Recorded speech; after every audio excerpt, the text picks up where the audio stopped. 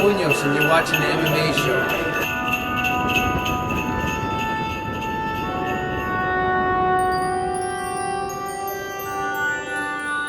Welcome to the MMA show. I'm the Muscle Mole. Master Wang. Old Saint Nick. He's live, he's here. It is our Christmas special. It is Old Saint Nick in the house. We are Also known as Wang's Little Helper. That's B for the CP behind the camera, as always. Returned, as you know, from Thailand. That's where we've actually been the last couple of weeks. He's got himself in a couple of other predicaments, and but we're here for UFC 141. We covered his ass. We're here to cover the fights. UFC 141, Lesnar versus Overeem. Master Wang, tell me what's going to happen. Well, they're both huge, as the advert keeps on telling us. 265 pounds, 6'4", 6'5". It's a classic wrestler versus striker. You got someone Overeem with plenty of experience. You get somebody Brock Lesnar who doesn't have the same sort of calibre experience in MMA or in fighting. I personally think how it's going to go down is big go-go gadget arms. That's Brock Lesnar is going to charge in for the double leg. He's going to take him down, and he's going to weather a bit of a storm, punches, elbows, etc. And then he's going to submit Overeem in the first round. I think there's been a lot of talk about Overeem's ground game. He's supposed to have won a Abu Dhabi Combat Club European title or whatever.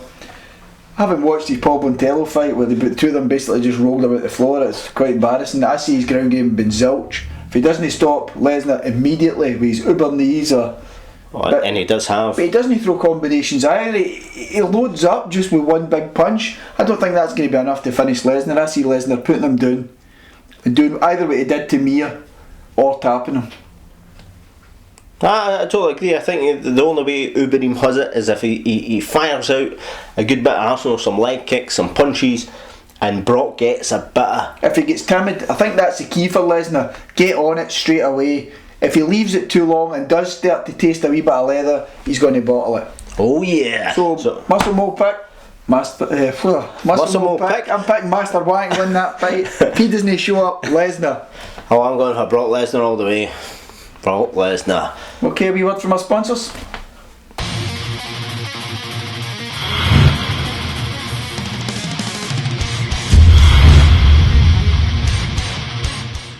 That's a Hell Energy Drink, fantastic.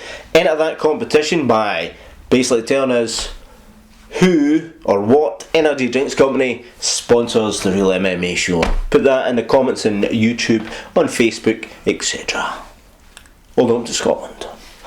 What's our next fight on UFC 141, the penultimate of the year? Nate Diaz versus Donald Cerrone. Beast. How do you see that going down? Tell the good people, how is that going to go down? Muscle Mole. Well, I think as everybody knows, Nate Diaz is either hit or miss. If he fights short, compact wrestlers, he gets controlled. He seems to know how to deal with it. But this is another long guy he's fighting who usually uses his ground control to eventually finish fights.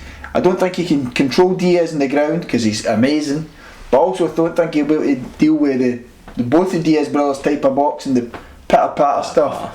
So for that, I'm going to say Diaz is going to shock it and win this one. It's very interesting what you're saying about the height and the sort of size of these guys. They're both 6 foot. You know what I mean? That is very tall and wiry for that weight class. Cerrone is a fantastic striker, but he's won a lot of his competition fights via submissions. He's a lot of submissions.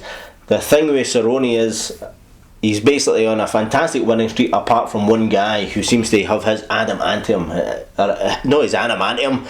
That's something that makes your bones strong if you're Wolverine. I mean, he's kryptonite. Get with the programme. I read his comic before he came here this evening. So I basically reckon Bendo, being his kryptonite, is a fantastic grappler. And Nate Diaz has slick submission skills, so I think on that Nate Diaz maybe have it, but I'm going to go for Cerrone because I think he is awesome. Cerrone all the way. Diaz. Oh yeah, is that a second advert for our second fantastic sponsor? Hey man, where did you get that great t-shirt? Why, www.countrymansfist.com. Get yours. So as you see, that was B for the CP there, and that was fantastic. You know, Countryman's Fist t-shirts make a fantastic Christmas present. That is the Master Wang one. And as I've shown here, you don't need to iron the t-shirt for it to look good. So that's the third fight we're going to cover here at UFC 141. If you're a wrestling fan, this is something you're going to love. John Fitch versus Johnny Hendricks. Sorry, I couldn't get his first name there. Both high level wrestlers. Both end up with decisions for most of their fights. Master Wang, who's coming out with the winning decision? Well, both of them are elite wrestlers, as you're saying.